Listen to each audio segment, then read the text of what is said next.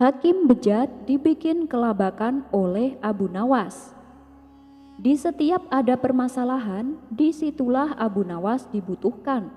Bukan hanya menyelesaikan masalah yang remeh, masalah besar yang melibatkan pejabat negara pun dibabat habis oleh Abu Nawas. Seperti pada kisah kali ini, seorang hakim yang setiap harinya menentukan salah dan benar seharusnya bisa diterapkan dalam kehidupan dan akhlaknya, bukan malah mencari keuntungan untuk dirinya sendiri. Berikut kisah lengkapnya. Suatu ketika, ada seorang laki-laki yang memutuskan untuk berangkat ibadah haji. Karena ia mempunyai anak-anak yang masih kecil, ia pun menemui hakim untuk meminta bantuannya. Sesampainya di pengadilan, ia menitipkan uang 1.000 dinar kepada tuan hakim dengan disaksikan beberapa pejabat pengadilan. "Tuan hakim, saya minta tolong tuan, saya titip uang 1.000 dinar karena saya hendak berangkat haji dan anak-anak saya masih kecil. Bila saya kembali dengan selamat, maka saya akan mengambil kembali titipanku. Tapi jika ternyata aku meninggal selama dalam perjalanan, maka tuan hakim adalah penggantiku. Berikanlah pada anak-anakku sesuai apa yang tuan hakim inginkan," kata lelaki tersebut. Kemudian berangkatlah laki-laki itu menunaikan ibadah haji. Beberapa minggu kemudian terdengar kabar bahwa si laki-laki itu meninggal dunia di tanah suci. Mendengar kabar duka tersebut, anak-anaknya lalu mendatangi tuan hakim untuk mengambil uang titipan ayahnya. "Wahai tuan hakim, kedatangan kami ke sini untuk mengambil titipan ayah kami," kata mereka kepada tuan hakim. "Begini anak-anak, jadi sebelum ayah kalian berangkat haji, ia menyatakan wasiatnya di hadapan orang-orang. Ayah kalian mengatakan bahwa aku dapat memberikan kalian apapun yang aku inginkan. Nah, karena itulah aku akan memberi kalian uang 100 dinar, tutur tuan hakim. Anak-anak itu pun protes, sebab uang yang dititipkan ayahnya berjumlah 1.000 dinar. Kemudian mereka bertanya kepada orang-orang yang menjadi saksi wasiat ayahnya, "Wahai tuan sekalian, apakah benar ayah kami berkata demikian?" tanya mereka.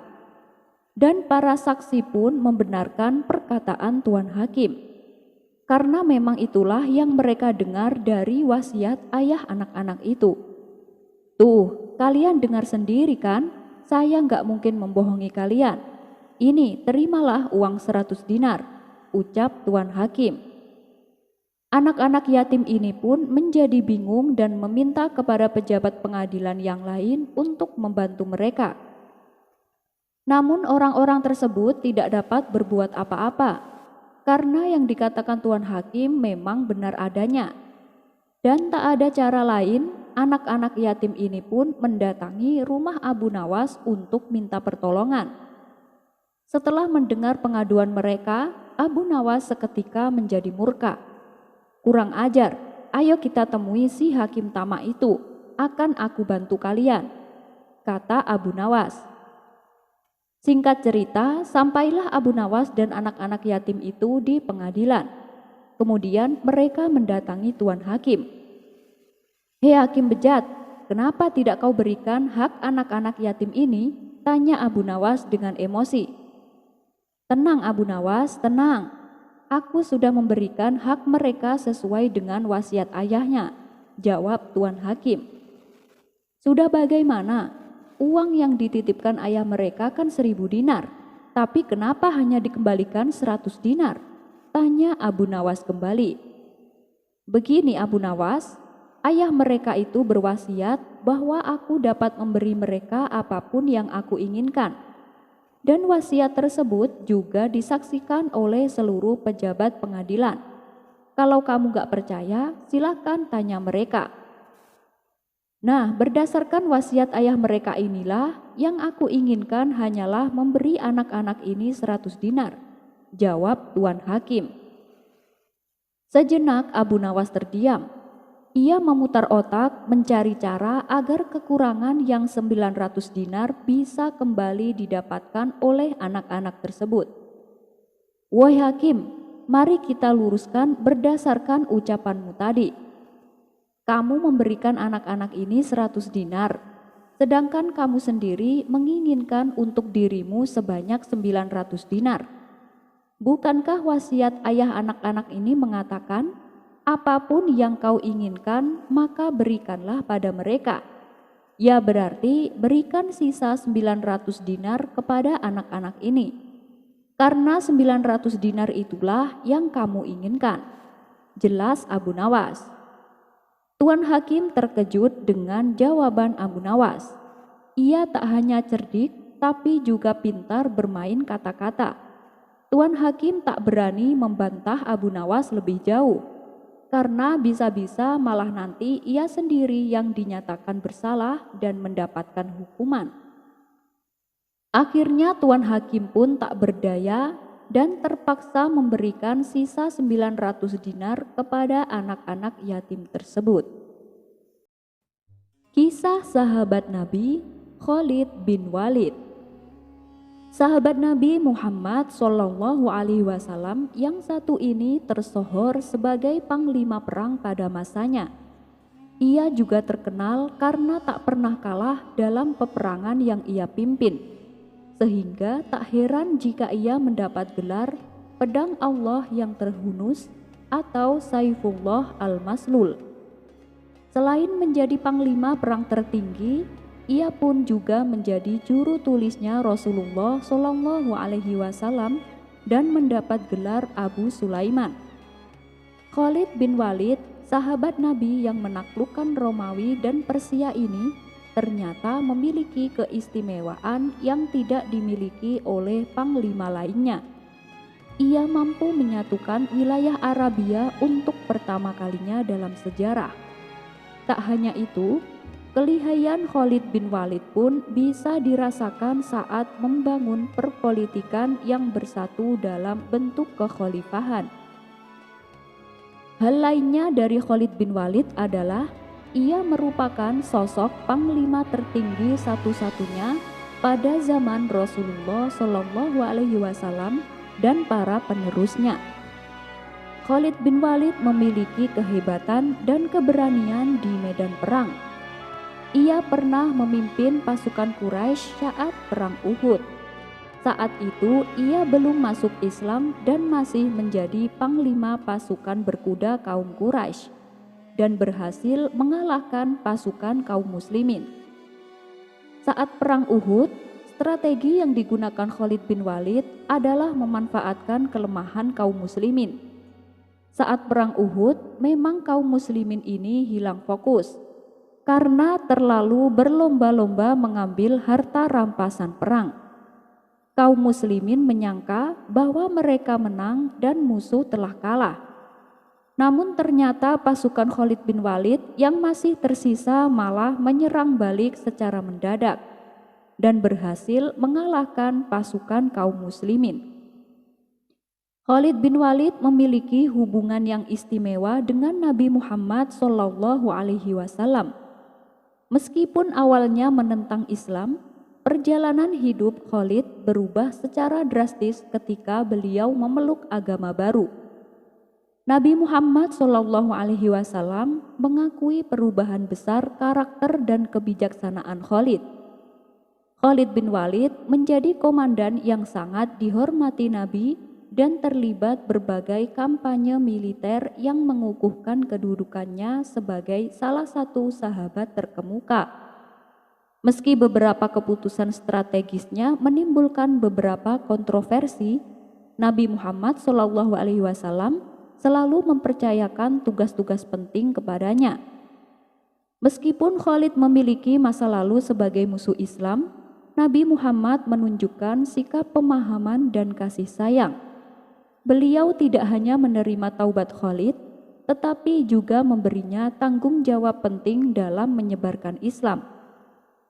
Berikut adalah pertempuran-pertempuran yang dimenangkan oleh Khalid bin Walid.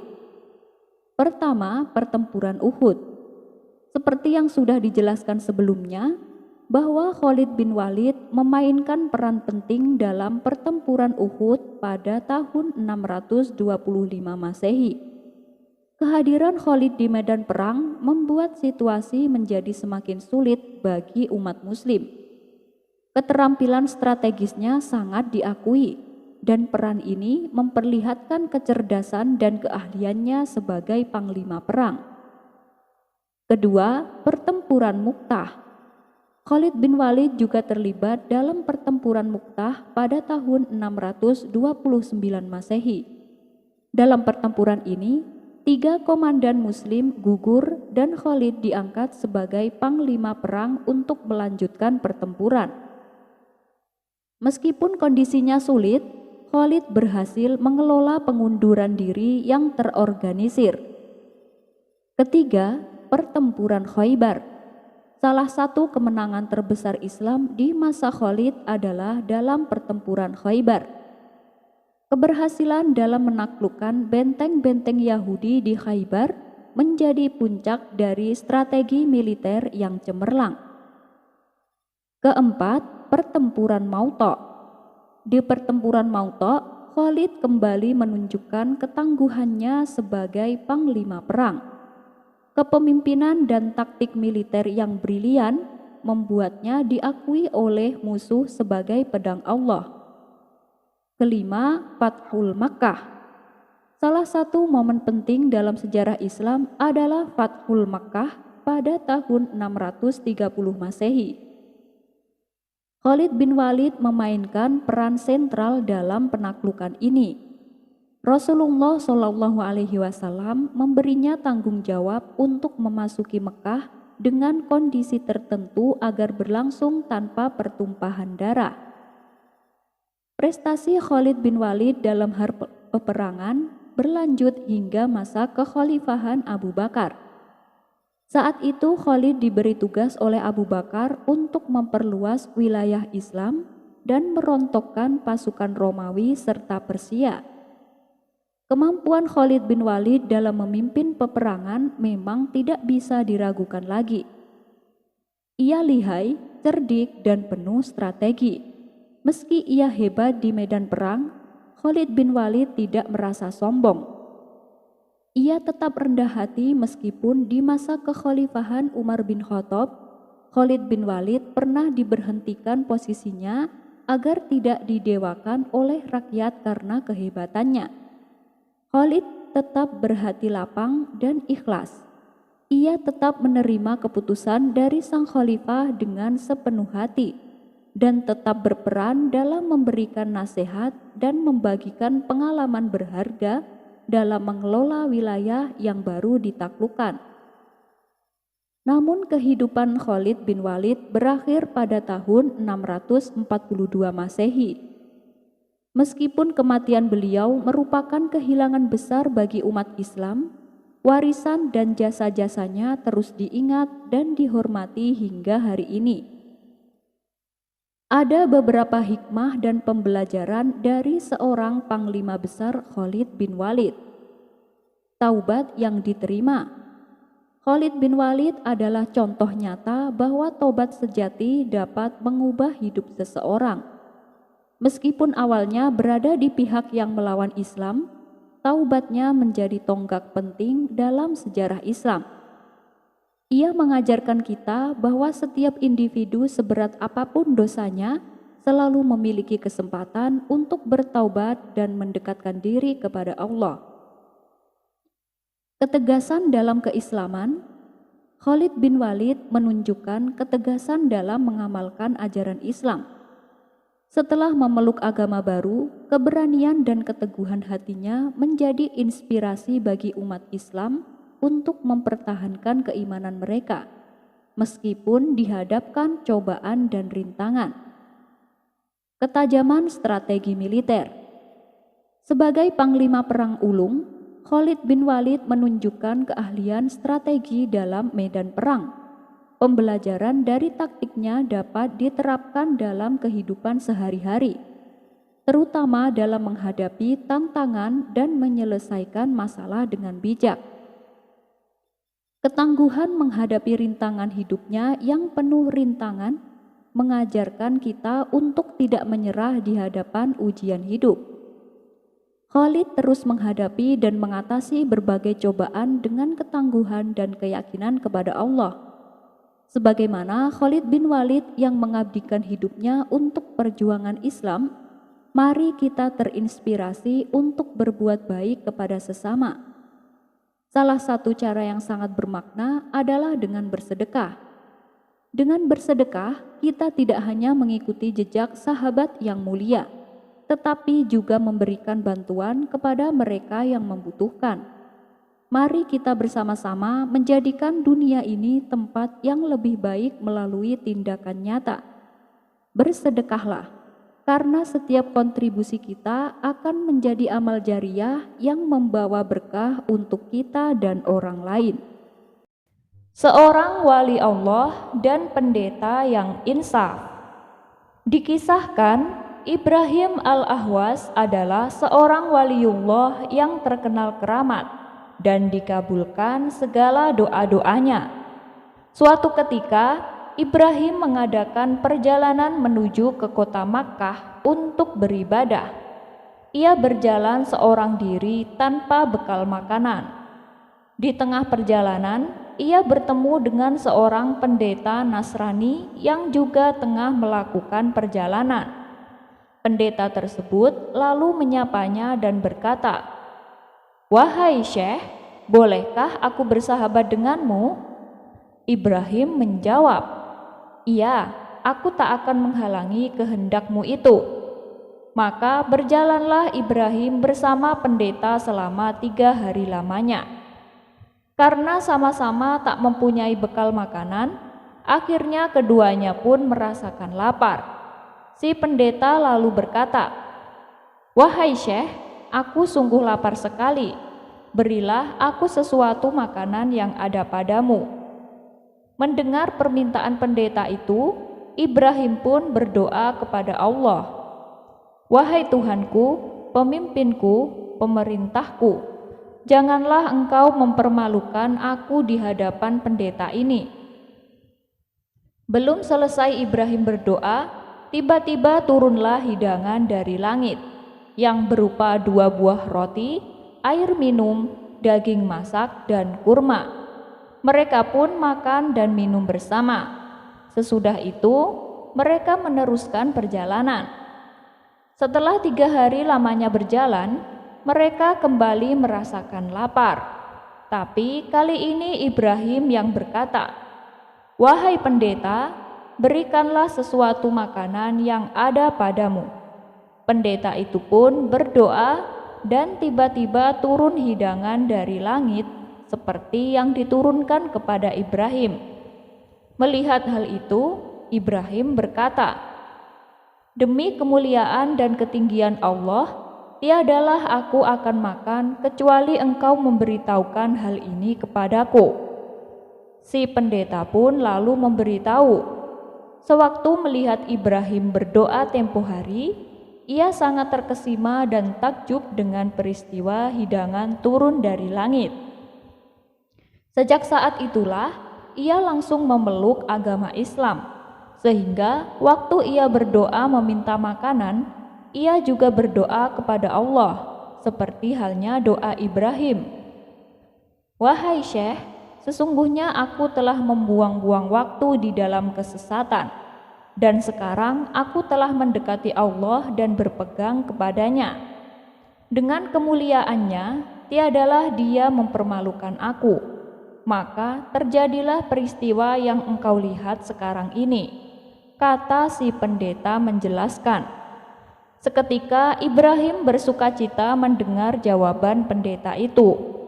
Kemudian mereka pun meneruskan perjalanan sehingga sampai ke kota suci Mekah.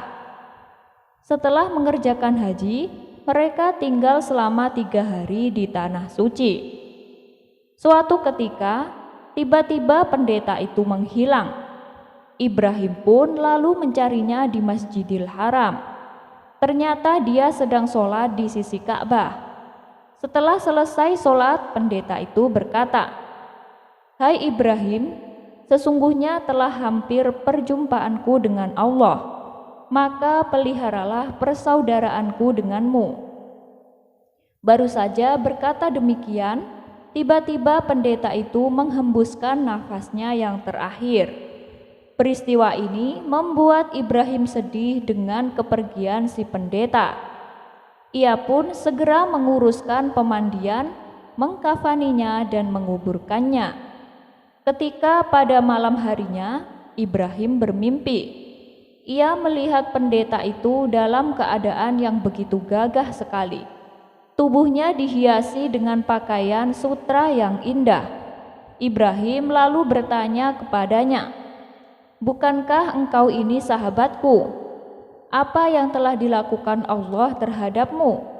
Pendeta itu menjawab, "Aku berjumpa Allah dengan dosa yang banyak, tetapi dimaafkan dan diampuninya. Semua itu karena aku berprasangka baik kepadanya, dan Dia menjadikan aku bersahabat denganmu, baik ketika di dunia maupun kelak di akhirat nanti." Kisah seorang pemuda penipu. Pada zaman dahulu, ada seorang pemuda yang suka menipu dan berbuat usil. Sampai-sampai para warga menjulukinya dengan sebutan Fulan at-Toror, yang artinya Fulan tukang tipu.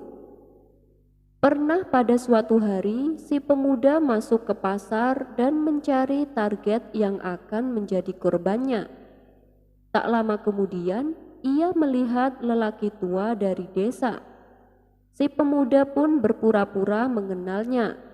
Ia langsung menjabat tangannya dan berkata, "Kamu adalah teman dekat ayahku, dan aku ingin mengajakmu makan."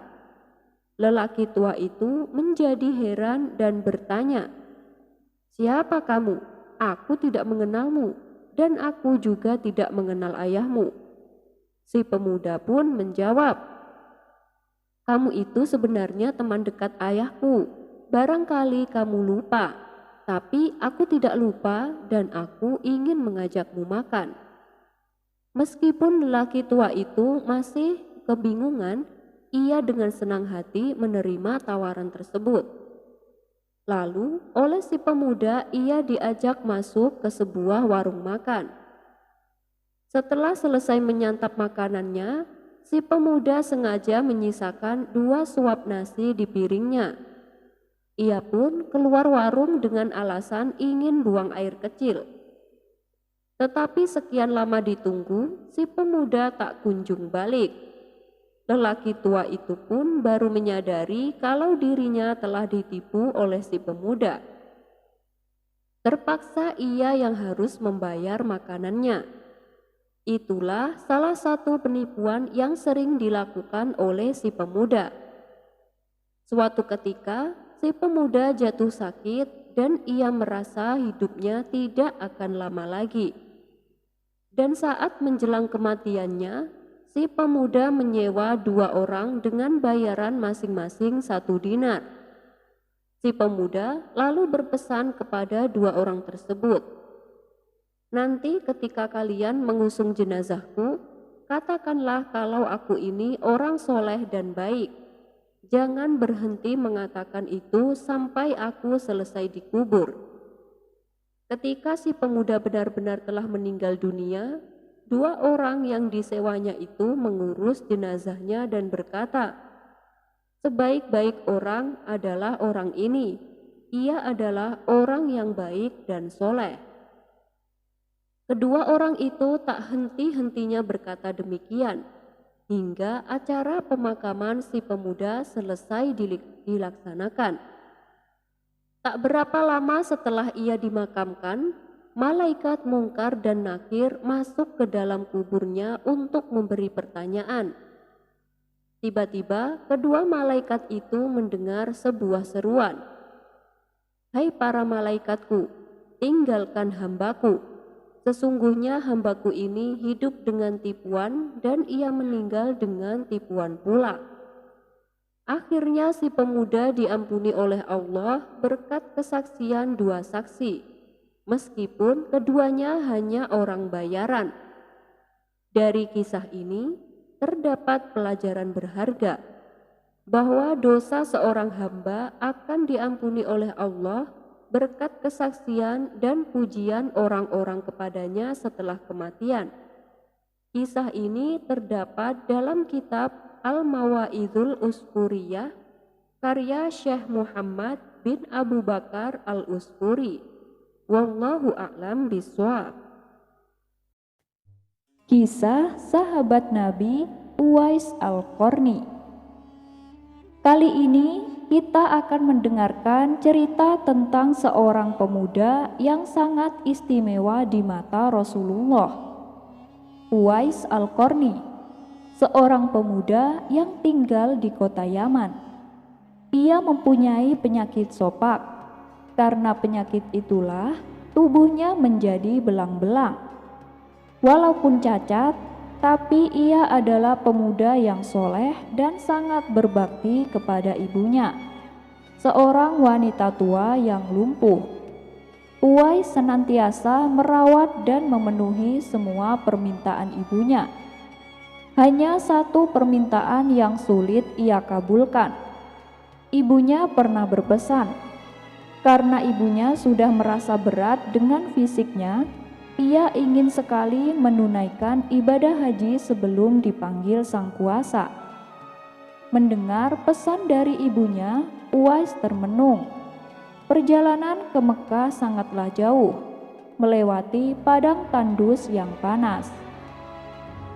Orang-orang biasanya menggunakan unta dan membawa banyak perbekalan. Lantas bagaimana hal itu dilakukan Uwais yang sangat miskin dan tidak memiliki kendaraan? Uwais terus berpikir mencari jalan keluar. Kemudian dibelilah seekor anak lembu. Uwais membuatkan kandang di puncak bukit. Ternyata setiap pagi ia bolak-balik menggendong anak lembu itu naik turun bukit.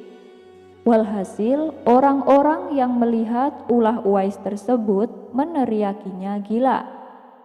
Ya, banyak orang yang menganggap aneh apa yang dilakukannya tersebut. Tak pernah ada hari yang terlewatkan. Ia menggendong lembu naik turun bukit. Makin hari, anak lembu itu makin besar. Dan makin besar pula tenaga yang diperlukan Uwais.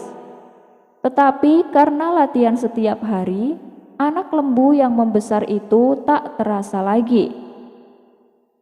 Setelah 8 bulan berlalu, sampailah pada musim haji. Lembu Uwais telah mencapai berat 100 kilo.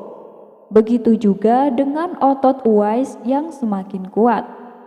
Ia menjadi bertenaga untuk mengangkat barang. Taulah sekarang orang-orang apa maksud Uwais menggendong lembu setiap hari. Ya, ternyata ia sedang latihan untuk menggendong ibunya. Uwais menggendong ibunya berjalan kaki dari Yaman ke Mekah. Subhanallah, alangkah besar cinta Uwais kepada ibunya itu. Ia rela menempuh perjalanan yang sangat jauh dan sulit demi memenuhi keinginan ibunya. Uwais berjalan tegap, menggendong ibunya wukuf di Ka'bah. Ibunya terharu dan bercucuran air mata ketika telah melihat Baitullah. Di hadapan Ka'bah, ibu dan anak itu berdoa. Di dalam doa, Uwais meminta pengampunan untuk dosa sang ibu. Mendengar itu, sang ibu heran dan menanyakan kenapa Uwais tidak berdoa untuk pengampunan dirinya sendiri. Apa jawaban Uwais? Sungguh menggetarkan hati. Ia berkata bahwa cukuplah dosa ibunya yang diampuni, sehingga beliau bisa masuk surga. Dan sudah cukup ridho dari ibunya yang akan membawanya masuk surga. Itulah keinginan Uwais yang tulus dan penuh cinta. Allah Subhanahu wa Ta'ala pun memberikan karunia untuknya. Uwais ketika itu juga sembuh dari penyakit sopaknya, hanya tertinggal bulatan putih di tangannya. Lalu untuk apa bulatan putih disisakan di tangannya tersebut? Itulah tanda untuk Umar bin Khattab dan Ali bin Abi Thalib, dua sahabat Rasulullah, untuk mengenali Uwais. Beliau berdua sengaja mencari di sekitar Ka'bah karena Rasulullah pernah berpesan, "Di zaman kalian nanti akan lahir seorang manusia yang doanya sangat makbul. Kalian berdua pergilah dan cari dia. Dia akan datang dari arah Yaman. Dia dibesarkan di Yaman." Uwais Al-Qarni pergi ke Madinah setelah menempuh perjalanan yang jauh. Akhirnya Uwais Al-Qarni sampai juga di kota Madinah.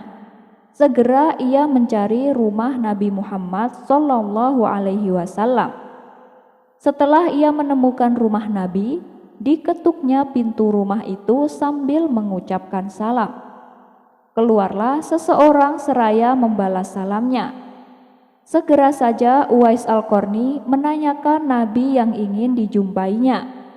Namun ternyata Nabi tidak berada di rumahnya. Beliau sedang berada di medan pertempuran. Uwais Al-Qarni hanya dapat bertemu dengan Aisyah radhiyallahu anha, istri Nabi Muhammad. Betapa kecewanya hati Uwais. Dari jauh ia datang untuk berjumpa langsung dengan Nabi, tetapi Nabi tidak dapat dijumpainya. Dalam hati Uwais Al-Qarni bergejolak. Perasaan ingin menunggu kedatangan Nabi dari medan perang. Tapi kapankah Nabi pulang? Sedangkan masih terngiang di telinganya pesan ibunya yang sudah tua dan sakit-sakitan itu, agar ia cepat pulang ke Yaman. Akhirnya karena ketaatannya kepada ibunya, pesan ibunya mengalahkan suara hati dan kemauannya untuk menunggu dan berjumpa dengan Nabi. Karena hal itu tidak mungkin, Uwais Al-Qarni dengan terpaksa pamit kepada Aisyah radhiyallahu anha untuk segera pulang kembali ke Yaman. Dia hanya menitipkan salamnya untuk Nabi. Setelah itu, Uwais pun segera berangkat pulang, mengayunkan langkahnya dengan perasaan amat sedih dan terharu. Peperangan telah usai dan Nabi Muhammad pulang menuju Madinah. Sesampainya di rumah, Nabi menanyakan kepada Aisyah tentang orang yang mencarinya. Nabi mengatakan bahwa Uwais adalah anak yang taat kepada ibunya. Ia adalah seorang penghuni langit. Mendengar perkataan Nabi, Aisyah dan para sahabatnya tertegun. Menurut keterangan Aisyah, memang benar ada yang mencari Nabi dan segera pulang ke Yaman. Karena ibunya sudah tua dan sakit-sakitan, sehingga ia tidak dapat meninggalkan ibunya terlalu lama. Nabi Muhammad melanjutkan keterangannya tentang Uwais Al-Qarni, seorang penghuni langit itu, kepada sahabatnya. "Kalau kalian ingin berjumpa dengannya, perhatikanlah, ia mempunyai tanda putih di tengah telapak tangannya." Sesudah itu Nabi memandang kepada Ali bin Abi Thalib dan Umar bin Khattab seraya bersabda, "Suatu ketika apabila kalian bertemu dengannya, mintalah doa dan istighfarnya. Dia adalah penghuni langit, bukan orang bumi." Waktu terus berganti dan Nabi Muhammad SAW kemudian wafat. Kekhalifahan Abu Bakar pun telah digantikan pula oleh Umar bin Khattab. Suatu ketika, Khalifah Umar teringat akan sabda Nabi tentang Uwais Al-Qarni. Beliau segera mengingatkan kembali sabda Nabi itu kepada sahabat Ali bin Abi Thalib. Sejak saat itu, setiap ada kafilah yang datang dari Yaman, Khalifah Umar bin Khattab dan Ali bin Abi Thalib selalu menanyakan tentang Uwais Al-Qarni, si fakir yang tak punya apa-apa itu, yang kerjanya hanya mengembalakan domba dan unta setiap hari. Mengapa Khalifah Umar dan sahabat Nabi Ali bin Abi Thalib selalu menanyakannya? Rombongan kafilah dari Yaman menuju Syam silih berganti, membawa barang dagangan mereka. Suatu ketika, Uwais Al-Qarni turut bersama mereka. Rombongan kafilah itu pun tiba di kota Madinah. Melihat ada rombongan kafilah yang baru datang dari Yaman, segera Khalifah Umar bin Khattab dan Ali bin Abi Thalib mendatangi mereka dan menanyakan, apakah Uwais Al-Qarni turut bersama mereka? Rombongan kafilah itu mengatakan bahwa Uwais ada bersama mereka. Dia sedang menjaga unta-unta mereka di perbatasan kota. Mendengar jawaban itu, Khalifah Umar bin Khattab dan Ali bin Abi Thalib segera pergi menjumpai Uwais Al-Qarni. Sesampainya di kemah tempat Uwais Al-Qarni berada, Khalifah Umar dan Ali bin Abi Thalib memberikan salam. Tetapi rupanya Uwais sedang sholat. Setelah mengakhiri sholatnya dengan salam, Uwais segera menjawab salam Khalifah Umar bin Khattab dan Ali bin Abi Thalib. Sambil mendekati kedua sahabat Nabi tersebut dan mengulurkan tangannya untuk bersalaman. Sewaktu berjabatan, Khalifah dengan segera membalikkan telapak tangan Uwais. Seperti yang pernah dikatakan Nabi, memang benar, tampaklah tanda putih di telapak tangan Uwais Al-Qarni. Wajah Uwais nampak bercahaya. Benarlah seperti sabda Nabi, bahwa ia adalah penghuni langit. Khalifah Umar dan Ali bin Abi Thalib menanyakan namanya. Dalam pembicaraan mereka, diketahuilah bahwa ibu Uwais telah meninggal dunia. Itulah sebabnya ia baru dapat turut bersama rombongan kafilah dagang saat itu. Akhirnya Khalifah Umar dan Ali bin Abi Thalib memohon agar Uwais membacakan doa dan istighfar untuk mereka. Uwais enggan dan dia berkata kepada Khalifah bahwa seharusnya dialah yang meminta doa kepada mereka. Mendengar perkataan Uwais, Khalifah berkata bahwa ia meminta doa istighfar kepada Uwais karena dipesankan oleh Rasulullah sebelum wafat. Karena desakan kedua sahabat ini, Uwais Al-Qarni akhirnya mengangkat tangan, berdoa dan membacakan istighfar. Setelah itu, Khalifah Umar berjanji akan menyumbangkan uang negara dari Baitul Mal kepada Uwais untuk jaminan hidupnya. Segera saja Uwais menolak dengan mengatakan bahwa ia hanya ingin cukup menjadi hamba yang fakir dan tidak diketahui orang. Banyak terjadi fenomena ketika Uwais Al-Qarni wafat beberapa tahun kemudian. Ketika Uwais Al-Qarni berpulang ke rahmatullah, anehnya pada saat dia akan dimandikan, tiba-tiba sudah banyak orang yang berebut ingin memandikannya. Dan ketika dibawa ke tempat pembaringan untuk dikafani, di sana pun sudah ada orang-orang yang sudah menunggu untuk mengkafaninya. Demikian pula ketika orang pergi hendak menggali kuburannya, di sana ternyata sudah ada orang-orang menggali kuburnya hingga selesai. Ketika usungan dibawa ke pekuburannya, luar biasa banyaknya orang yang berebutan untuk mengusungnya. Meninggalnya Uwais Al-Qarni telah menggemparkan masyarakat kota Yaman. Banyak terjadi hal-hal yang amat mengherankan. Sedemikian banyaknya orang yang tak dikenal berdatangan untuk mengurus jenazah dan memakamkannya.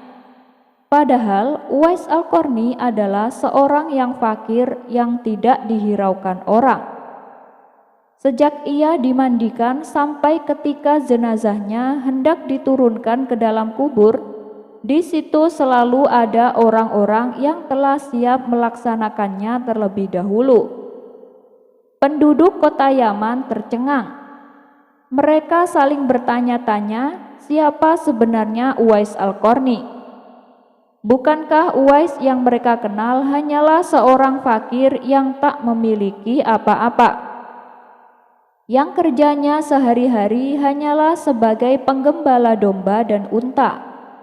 Tapi ketika hari wafatnya menggemparkan penduduk Yaman dengan hadirnya manusia-manusia asing yang tak pernah mereka kenal. Mereka datang dalam jumlah sedemikian banyaknya. Agaknya mereka adalah para malaikat yang diturunkan ke bumi hanya untuk mengurus jenazah dan pemakamannya. Berita meninggalnya Uwais Al-Qarni dan keanehan-keanehan yang terjadi ketika wafatnya telah tersebar kemana-mana. Baru saat itulah penduduk Yaman mengetahuinya, siapa sebenarnya Uwais Al-Qarni. Selama ini tidak ada orang yang mengetahui siapa sebenarnya Uwais Al-Qarni, disebabkan permintaan Uwais Al-Qarni sendiri kepada Khalifah Umar dan Ali bin Abi Thalib agar merahasiakan tentang dirinya. Barulah di hari wafatnya mereka mendengar sebagaimana yang telah disabdakan oleh Nabi, bahwa Uwais Al-Qarni adalah penghuni langit. Begitulah Uwais Al-Qarni, sosok yang sangat berbakti kepada orang tua. Kisah selanjutnya, ada kisah menarik tentang malaikat maut ketika menemui Nabi Ibrahim alaihi salam. Wahai malaikat maut, tunjukkanlah wujudmu seperti wujud saat engkau mengambil nyawa orang-orang yang berbuat dosa. Malaikat maut menjawab, engkau tak akan sanggup. Nabi Ibrahim membalas, aku pasti sanggup. Kemudian malaikat maut meminta supaya Nabi Ibrahim memalingkan badannya. Setelah Nabi Ibrahim berpaling dengan cepat, malaikat maut merubah wujudnya. Sekarang berpalinglah padaku, kata malaikat maut. Saat Nabi Ibrahim kembali berpaling, di hadapannya telah berdiri sosok makhluk berkulit legam dengan rambut berdiri, berbau busuk dan berpakaian serba hitam. Dari hidung dan mulutnya tersembur jilatan api. Seketika itu pula Nabi Ibrahim langsung jatuh pingsan.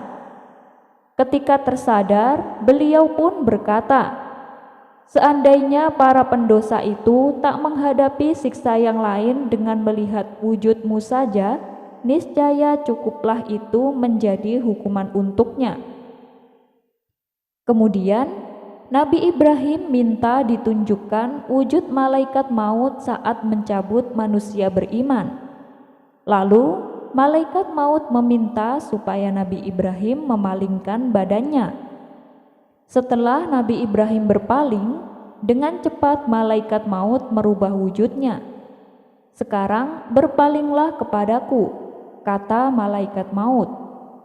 Saat Nabi Ibrahim kembali berpaling, maka nampaklah di hadapan Nabi Ibrahim seorang pemuda tampan, gagah, berpakaian indah dan menyebar aroma wewangian yang sangat harum. Nabi Ibrahim lalu berkata, seandainya orang beriman melihat rupamu di saat kematiannya, niscaya cukuplah itu sebagai imbalan atas amal baiknya. Kisah selanjutnya, ketika pasca banjir yang dialami Nabi Nuh dan kaumnya, perahu yang ditumpanginya sempat terkatung-katung. Setelah banjir mereda, barulah mereka berhasil mendarat dengan selamat. Allah lalu mewahyukan Nabi Nuh untuk menanam pepohonan yang ada padanya. Atas perintah tersebut, Nabi Nuh menanamnya, dan yang pertama kali dia tanam adalah pohon as, sejenis pohon semak berbunga putih. Ketika Nabi Nuh bermaksud menanam pohon anggur, ternyata pohonnya telah hilang. Ia pun bertanya kepada anaknya yang bernama Sam, "Wahai anakku, di manakah pohon anggurnya?" Sam pun menjawab, "Aku tidak tahu, wahai ayah." Kemudian turunlah malaikat Jibril ke bumi memberitahu kepada Nabi Nuh bahwa iblis yang telah mencuri pohon anggurnya. Segera saja Nabi Nuh mendatangi iblis. "Kembalikan pohon anggur yang telah engkau curi," bentak Nabi Nuh. "Aku tidak mau mengembalikannya kecuali engkau mau berbagiku denganku," pinta iblis. Nabi Nuh pun menyetujuinya, dan ia kemudian berkata, "Aku beri kamu sepertiganya." Akan tetapi iblis menolak penawaran tersebut. Nabi Nuh kali ini menaikkan tawarannya, "Aku beri kamu 2/3-nya." Iblis pun menyetujuinya. Lalu oleh iblis pohon anggur itu ditanam. Kemudian dia menyembelih seekor burung merak dan darahnya disiramkan ke pohon itu. Setelah daun-daunnya tumbuh, dia menyembelih seekor kera dan darahnya disiramkan ke pohon itu. Setelah berbuah, dia kembali menyembelih seekor singa, kemudian darahnya disiramkan ke pohon itu. Dan setelah datang waktunya memanen anggur, dia menyembelih seekor babi dan darahnya disiramkan ke pohon itu. Akhirnya terciptalah sebuah minuman arak. Oleh karena itu, orang yang meminum arak akan terkena sifat-sifat keempat hewan tersebut. Siapapun orangnya yang pertama kali meminumnya akan berlaku sombong seperti sombongnya burung merak. Ketika berjalan, dia akan menari-nari seperti monyet. Ketika mabuknya telah menjadi-jadi, dia akan berperilaku jelek dan meraung-raung seperti yang dilakukan oleh singa. Dan ketika sudah teler dengan kemabukannya, dia akan mengantuk dan berusaha tidur seperti yang dilakukan oleh babi. Itulah 4 unsur yang sampai kapanpun tidak akan hilang dari orang yang suka meminum arak. Ada salah satu syair yang menggambarkan dahsyatnya minuman arak. "Anggur telah dijadikan lebih mulia oleh orang yang memperkenalkan perasaannya kepada Nabi Nuh. Dalam perasaan itu ada sebuah rahasia yang membuat jiwa menjadi tenang. Ucapanku ini bukan omongan yang dibuat-buat belaka. Orang-orang yang telah meminumnya senantiasa akan ketagihan." Itulah kisah awal mula terciptanya sebuah minuman arak. Kisah ini diceritakan oleh As-Sa'labi dan juga diceritakan oleh Syekh Kamaluddin Ad-Damiri dalam kitabnya yang berjudul Hayyal al-Hayawan. Wallahu a'lam bishawab. Kisah pertemuan Imam Hambali dan penjual roti yang melanggengkan istighfar. Imam Ahmad bin Hambal, murid dari Imam Syafi'i atau dikenal juga sebagai Imam Hambali. Di masa akhir hidup beliau bercerita bahwa secara tiba-tiba, tanpa sebab, tanpa alasan, beliau ingin pergi ke kota Basrah, sebuah kota di Irak. Padahal tidak ada janji sama orang dan tidak ada hajat. Akhirnya Imam Ahmad pun pergi sendiri menuju ke kota Basrah. Saat beliau tiba di sana, tepat waktu sholat Isya, ia pun ikut sholat berjamaah Isya di masjid. Hatinya merasa tenang. Begitu selesai sholat dan jamaah sudah bubar, Imam Ahmad ingin istirahat tidur di masjid. Tapi tiba-tiba marbot masjid datang menemui Imam Ahmad sambil menanyakan mau ngapain tidur di masjid. Si marbot tidak tahu kalau beliau adalah Imam Ahmad, dan Imam Ahmad pun tidak memperkenalkan siapa dirinya. Di Irak, semua orang kenal siapa Imam Ahmad, seorang ulama besar dan ahli hadis. 1.000.000 hadis dihafalnya, sangat soleh dan zuhud. Zaman itu tentu belum ada foto, sehingga orang tidak tahu wajahnya. Hanya saja namanya sudah terkenal. Imam Ahmad berkata kepada si Marbot bahwa dirinya adalah seorang musafir dan ingin beristirahat. Si Marbot melarangnya untuk tidur di masjid, bahkan sampai didorong-dorong disuruh keluar. Setelah keluar masjid, pintu masjid langsung dikunci oleh si Marbot. Karena memang lelah, lalu Imam Ahmad ingin tidur di teras masjid. Ketika sudah berbaring di teras masjid, si Marbot datang lagi dengan marah-marah, lalu didorong-dorongnya Imam Ahmad sampai ke jalanan.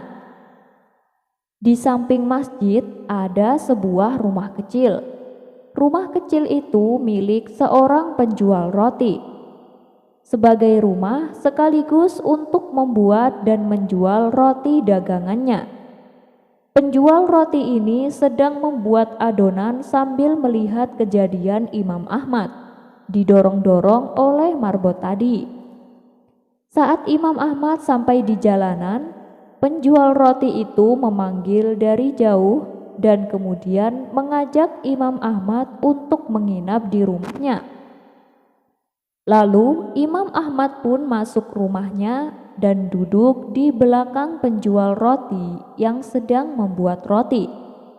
Yang sebelumnya Imam Ahmad tidak memperkenalkan siapa dirinya, hanya bilang sebagai musafir. Penjual roti ini ternyata mempunyai perilaku yang unik. Kalau Imam Ahmad mengajak ngomong, maka dijawabnya. Kalau tidak, ia terus membuat adonan roti sambil melafalkan istighfar. Saat meletakkan garam, astagfirullah, memecahkan telur, astagfirullah, mencampur gandum, astagfirullah, selalu mengucapkan istighfar. Imam Ahmad memperhatikan terus, lalu Imam Ahmad bertanya tentang sudah berapa lama si penjual roti itu mengamalkan membaca istighfar. Penjual roti itu mengatakan bahwa ia sudah rutin mengamalkan membaca istighfar selama 30 tahun. Dan ia lanjut menjelaskan karena pengamalannya itulah semua keinginannya terpenuhi, dikabulkan oleh Allah Subhanahu wa Ta'ala. Hanya satu yang belum dikabulkan Allah, yaitu keinginannya untuk dipertemukan dengan Imam Ahmad. Mendengar keinginan tukang roti yang belum dikabulkan itu, seketika itu juga Imam Ahmad bertakbir. Allahu Akbar, Allah telah mendatangkan saya jauh dari Baghdad pergi ke Basrah, bahkan sampai didorong-dorong oleh marbot masjid itu sampai ke jalanan karena istighfarmu. Penjual roti pun terperanjat memuji Allah. Ternyata yang di depannya adalah Imam Ahmad. Fitnah Bani Israel terhadap Nabi Musa. Seperti kita ketahui bahwa Nabi Harun adalah saudara tua Nabi Musa. Beliau senantiasa mendampingi Nabi Musa dalam menegakkan agama Allah kepada kaum Bani Israel. Nabi Harun ini orangnya lemah lembut sehingga lebih dicintai oleh kaumnya. Sedangkan Nabi Musa orangnya tegas dan keras, badannya tinggi dan tegap sehingga membuat kaumnya tak ada yang berani melawan. Akan tetapi, kelembutan sikap Nabi Harun justru pernah dimanfaatkan kaumnya untuk membangkang ajaran Nabi Musa. Peristiwa itu terjadi tatkala Nabi Musa mendapatkan wahyu supaya pergi ke Bukit Tursina. Sebelum Nabi Musa berangkat, beliau berpesan kepada Nabi Harun agar menjaga kaumnya dari perbuatan syirik. Namun selepas kepergian Nabi Musa, kaumnya ini mulai berani menyembah berhala. Ketika Nabi Harun mengingatkan mereka, beliau justru mendapat ancaman pembunuhan. Tentu saja Nabi Harun ketakutan dan tak berani melawan mereka. Beda dengan Nabi Musa. Kalau Nabi Musa justru kaumnya yang takut dengan beliau. Setelah Nabi Musa pulang, beliau sangat marah melihat sebagian kaumnya kembali menyembah berhala. Nabi Musa pun langsung mengumpulkan kaum Bani Israel dan menghukum mereka yang berbuat syirik. Perbuatan kurang ajar Bani Israel seakan tiada hentinya. Kali ini mereka menuduh Nabi Musa telah membunuh Nabi Harun. Kejadian ini berawal ketika Nabi Musa mendapatkan wahyu, "Wahai Musa, sesungguhnya aku akan mewafatkan Harun. Oleh sebab itu, datanglah engkau bersamanya ke sebuah bukit yang begini dan begini." Maka berangkatlah Nabi Musa dengan mengajak Nabi Harun ikut serta. Mereka berdua pergi ke sebuah bukit sesuai dengan petunjuk wahyu. Sesampainya di bukit tersebut, mereka melihat ada sebuah pohon yang rindang. Di bawah pohon itu terdapat tikar permadani yang berbau harum dan wangi. Nabi Harun lalu berkata, "Wahai Musa, sepertinya aku ingin tiduran di sana." Nabi Musa membalas, "Silahkan tidur saja di sana." Namun sesaat Nabi Harun merasa ragu. "Tapi aku takut, wahai Musa," kata Nabi Harun. "Apa yang kau takutkan?" tanya Nabi Musa. "Aku takut ketika aku tertidur, pemilik tikar ini akan datang dan murka kepadaku," jawab Nabi Harun. "Jangan takut, wahai Harun, aku akan melindungimu. Tidurlah di sana," balas Nabi Musa. "Kalau begitu, kau juga tidurlah di sampingku. Jadi, kalau pemilik tikar itu datang, kau yang menghadapinya," pinta Nabi Harun. Nabi Musa pun menuruti permintaannya. Beliau berpura-pura tidur di samping Nabi Harun. Di saat Nabi Harun sudah tertidur pulas, Allah mengutus malaikat maut untuk mencabut nyawa Nabi Harun. Beliau lalu dibawa ke langit dengan tikarnya, sekalian yang ia gunakan sebagai alas tidurnya. Setelah melihat peristiwa itu, Nabi Musa pun bersedih karena harus berpisah dengan saudaranya. Kemudian Nabi Musa turun dari bukit dan kembali menemui kaum Bani Israel. Ketika kaumnya melihat Nabi Musa pulang tanpa Nabi Harun, mereka berkata, "Sungguh Musa telah membunuh Harun." Musa merasa iri dan dengki karena Harun lebih dicintai kaumnya. Itulah fitnahan yang diterima Nabi Musa. Di saat beliau sedang dilanda kesedihan, kaum Bani Israel ini menganggap bahwa Nabi Harun lebih memahami perasaan mereka. Itu lantaran karena Nabi Harun lebih lembut sikapnya kepada mereka. Sedangkan Nabi Musa sikapnya lebih tegas kepada sebagian orang di antara kaumnya itu. Ketika ucapan mereka sempat terdengar oleh Nabi Musa, beliau berkata kepada mereka, "Sungguh celaka kalian, Harun itu saudara kandungku sendiri. Apakah kalian melihat aku membunuhnya?" bentak Nabi Musa. Mereka semua pun terdiam. Tak ada yang berani menatapnya. Akan tetapi di balik Nabi Musa, tuduhan tersebut semakin ramai diperbincangkan oleh Bani Israel. Tak ingin fitnah keji ini berkepanjangan, akhirnya Nabi Musa mengumpulkan seluruh kaumnya. Beliau lalu menunaikan sholat 2 rakaat dan berdoa. Beliau meminta kepada Allah supaya diperlihatkan jasad Nabi Harun agar Bani Israel percaya bahwa Nabi Musa tidak membunuhnya. Tak berselang lama, langit pun terbuka.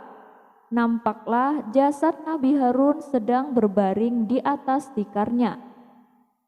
Setelah menyaksikan hal itu, barulah mereka percaya kalau Nabi Musa memang tidak membunuhnya.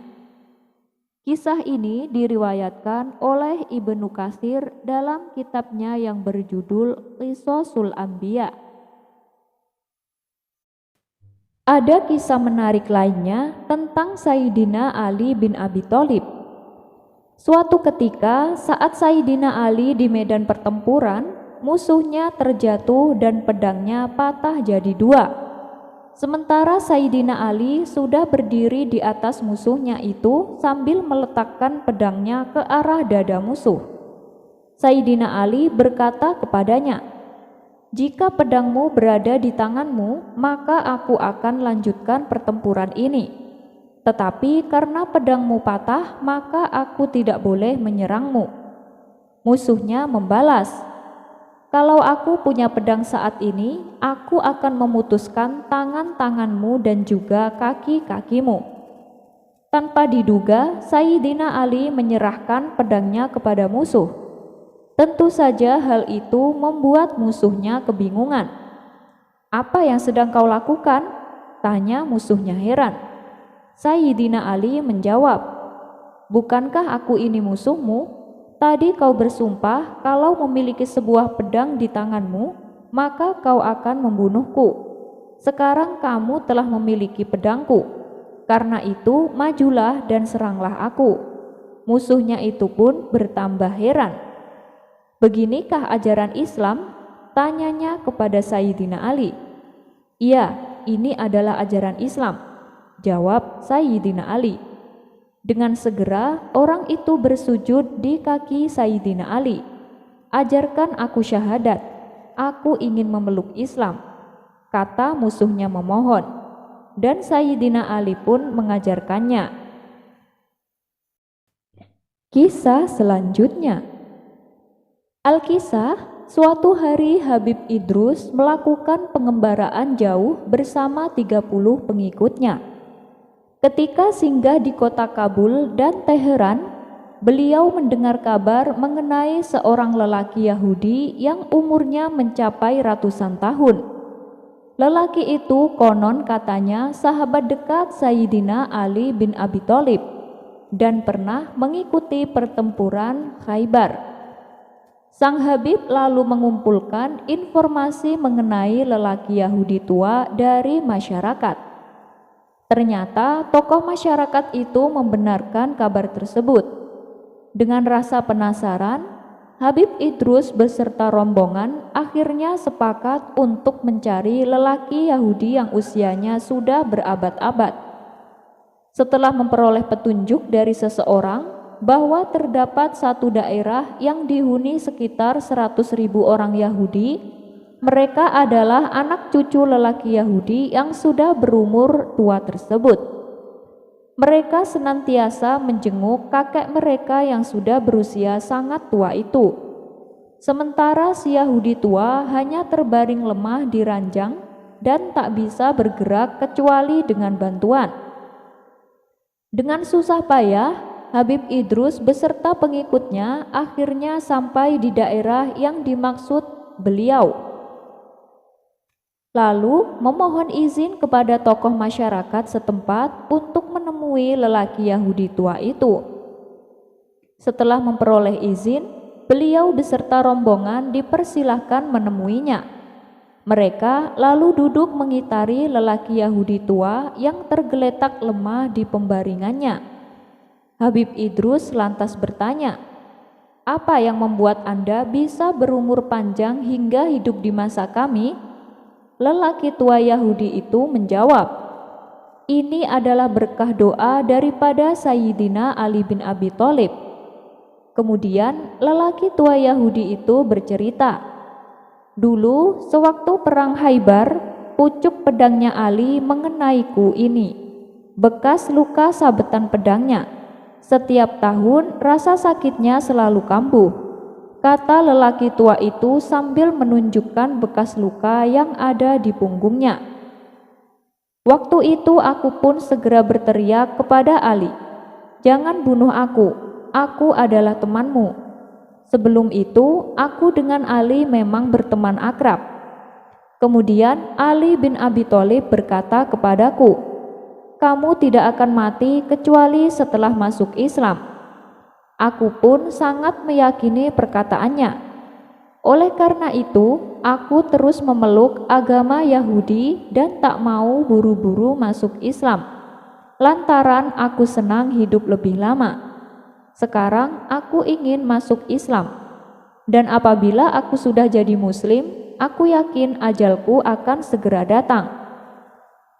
Setelah bercerita panjang lebar, ia lalu mengucapkan 2 kalimat syahadat menyatakan keislamannya.